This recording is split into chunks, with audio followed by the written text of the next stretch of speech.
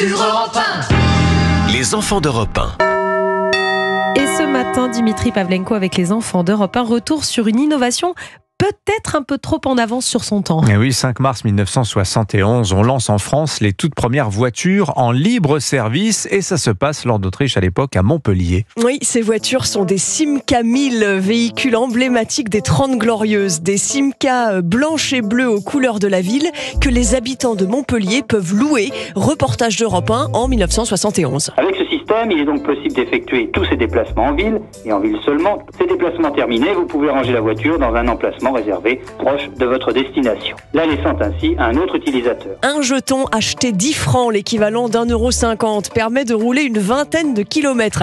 Ces voitures en libre service doivent permettre de réduire les embouteillages dans le centre-ville, compenser le manque de transport public aussi.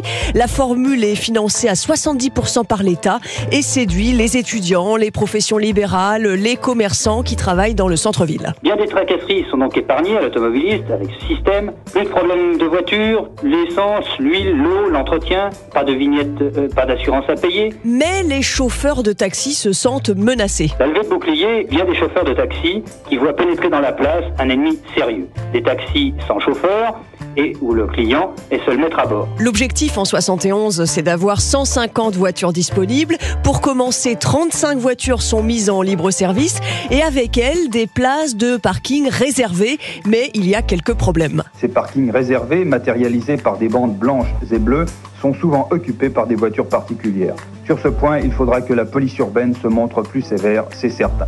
Finalement, l'entreprise dépose le bilan 2 ans plus tard. La zone d'hypercentre était trop restreinte pour être rentable et les utilisateurs rapportaient souvent les voitures le soir dans leur propre garage. 40 ans plus tard, en 2011, arrive un système de voitures électriques en libre service, Autolib, disponible en région parisienne, avec une technologie qui plaît aux utilisateurs. L'ordinateur peut vous trouver une place.